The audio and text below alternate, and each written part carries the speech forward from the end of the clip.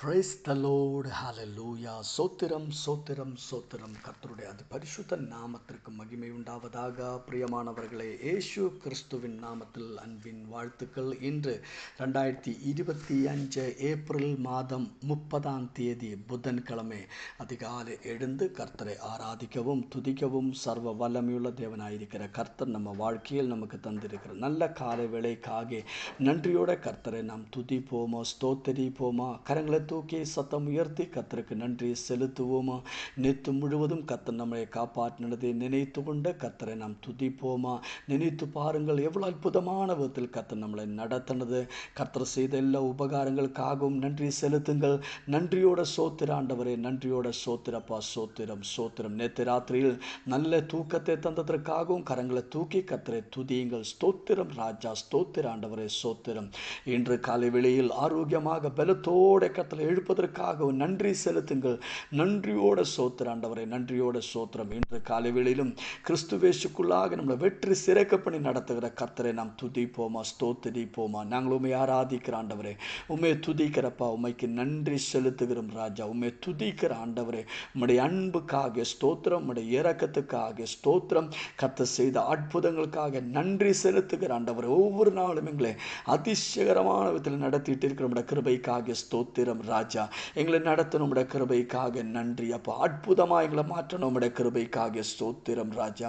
ஆண்டவரே கர்த்தாவே, உம்முடைய ஆவியை பெற்றுக்கொள்ள எங்களுக்கு கிருபை செய்ததற்காக நன்றி ஆண்டவரே. உம்மை ஆராதிக்கிறப்பா, உம்மை துதிக்கிற ஆண்டவரே, உம்மைக்கு ஸ்தோத்திர பலிகளை நாங்கள் செலுத்துகிறோம் ராஜா. 119 சங்கீதம் அதோட 164 வசனத்தை வாசிப்போம்.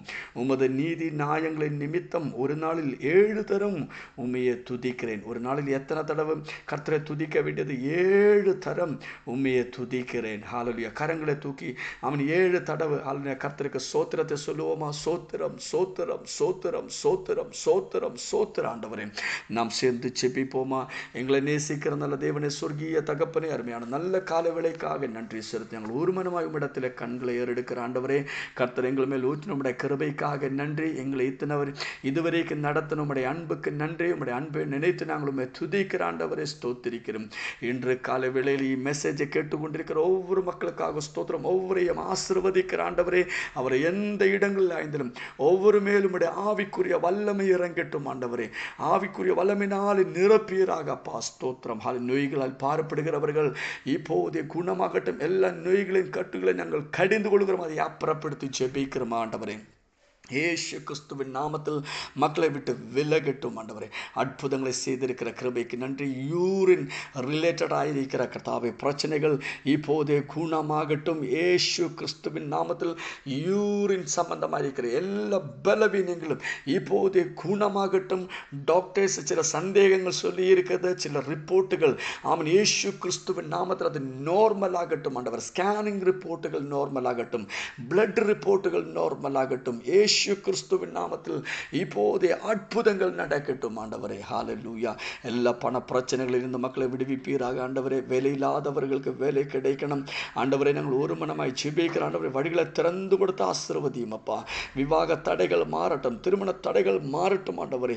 இயேசு கிறிஸ்துவின் நாமத்தில் ஆசீர்வதிக்கப்பட்டதான் நல்லொரு குடும்ப வாழ்க்கை ஒவ்வொருக்கும் லபிக்கட்டும் ஆண்டவரே. அப்பா ஸ்தோத்திரம். ஒவ்வொரு மக்களையும் இயேசு கிறிஸ்துவின் ரத்தத்தினாலே நாங்கள் முத்திரையிட்டு ஜெபிக்கிற ஆண்டவரே, ஸ்தோத்திரப்பா. உலகமெம்பாடு நடக்கிற கர்த்தாவே, உம்முடைய ஊழியத்தை நேசித்த கர்த்தாவே, உம்முடைய ஊழியம் செய்கிற ஒவ்வொரு போதகரையும் நாங்கள் ஆசீர்வதிக்கிறோம். ஒவ்வொரு ஊழியக்காரங்களையும் ஆசீர்வதியும். தேவைகள் சந்திக்கப்படும். உபவாச ஜெபத்தினுடைய 2வது நாள் ஆசீர்வாதமாக மாற்றும் ஆண்டவரே. ஸ்தோத்திரம். நேற்று ராத்திரியிலே ஆசீர்வதித்த கர்த்தர் அதுக்கு மேலான கர்த்தாவே ஒரு கிருபையும் அற்புதங்களும் தெய்வம் செய்ய போற கிருபைக்காக நன்றி. இயேசு கிறிஸ்துவின் நாமத்தில் ஜெபிக்கிறோம் கேட்கிற நல்ல தகப்பனே, ஆமென். கர்த்தர் நீங்கள் ஒவ்வொருவரையும் அபரிவிதமான விதத்திலே ஆசீர்வதிப்பார். கர்த்தருடைய கிருபையும் சமாதானம் உங்கள் வாழ்க்கையில் நிரம்பி வழுவதற்காக வேண்டிக் கொள்கிறோம். பிரியமானவர்களே, உபவாச ஜெபத்தினுடைய 2வது நாள் இன்று ராத்திரியிலும் 9:30 மணிக்கு நம்முடைய ஸ்பெஷல் மீட்டிங் ஆரம்பிக்கும். எல்லாரும் ஜெபத்தோடு கூட கரெக்டான நேரத்தில் சர்ச்சுக்கு கடந்து வாருங்கள். அவன் தூரத்தாய் இருக்கிறவர்கள் ஆன்லைனில் கரெக்டான நேரத்தில் ஜாயின் பண்ணுங்கள். இன்று அவன் பிரியமானவர்கள் ஆசீர்வாதத்தின் நாளாக இருக்கும். நாம் அவன் வாசித்தது போல அவன் கர்த்தருடைய ஆமென் ஸ்தோத்திரம் நீதி நியாயங்கள் நிமித்தம் 7 7 தரம் உம்மை துதிப்பேன் என்று சொன்ன மாதிரி ஹல்வே இன்று ஆமீன் உங்களாலே எத்தனை தடவை கர்த்தரை துதிக்க முடியுமோ அத்தனையும் தடவை கர்த்தரை துதித்து விழுங்கள். கர்த்தரை ஆராதிங்கள். கர்த்தர் உங்களை ஆசீர்வதிப்பார். 2 ராஜா 19ஆம் அதிகாரம் அதோட 14வது வசனத்தை வாசிப்போம்.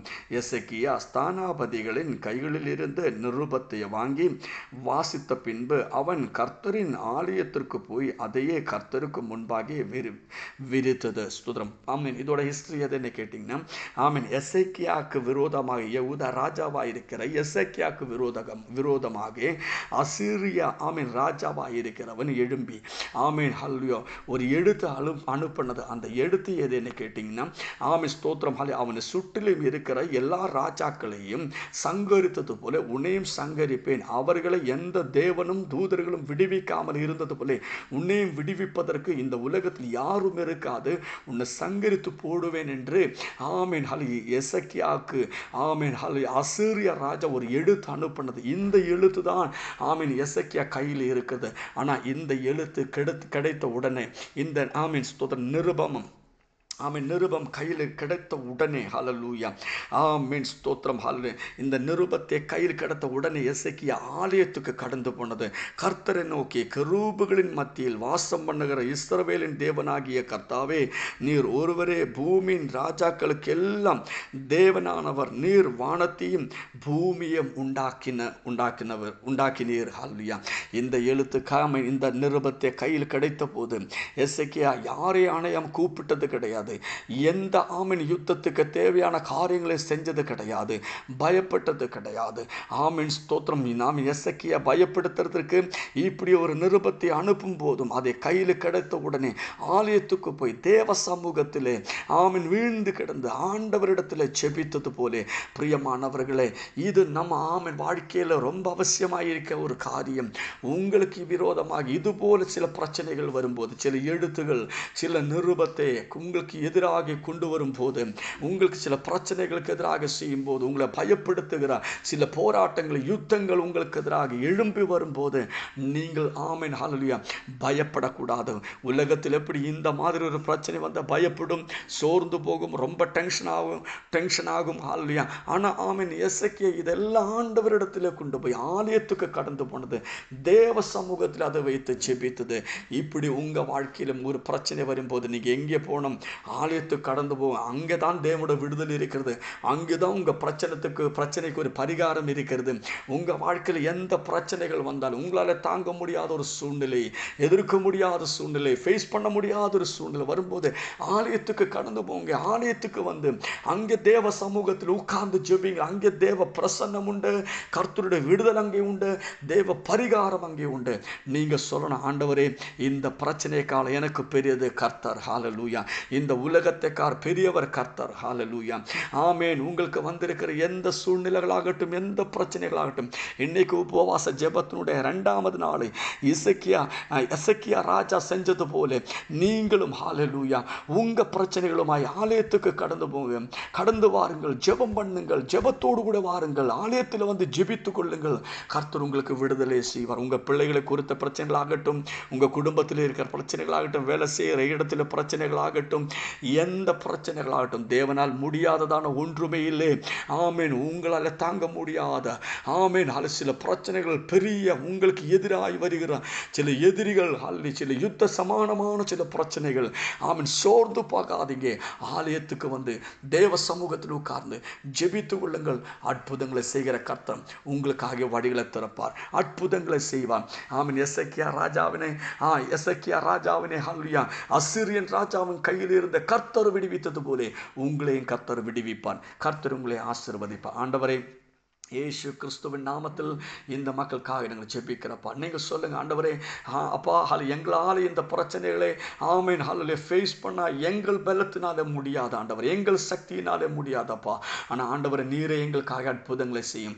எசேக்கியா ராஜாவுக்காக ஆண்டவர் இறங்கினது போல அப்பா இன்று காலை வேளையில் மக்கள் ஃபேஸ் பண்ணிட்டு இருக்கிற பிரச்சனைகள், அவருக்கு எதிராக இருக்கிற போராட்டங்களை ஜெயிக்க கர்த்தருடைய கிருபை இறங்கட்டும். அற்புதங்கள் இவர் வாழ்க்கையில் வெளிப்படட்டும். கர்த்தர் இயேசு கிறிஸ்துவின் நாமத்தில் ஜெபிக்கிறோம் கேட்கிற நல்ல தகப்பனே, ஆமேன். இயேசு கிறிஸ்துவின் நாமத்தில் வானத்திலே நட்சத்திரங்களைப் போலவும் கடற்கரையில் மணலை போலவும் கர்த்தர் நம்மை பெருகவே பெருக பண்ணுவார். We are blessed, we are really blessed, we are permanently blessed and highly favored. God bless you, God bless you, God bless you.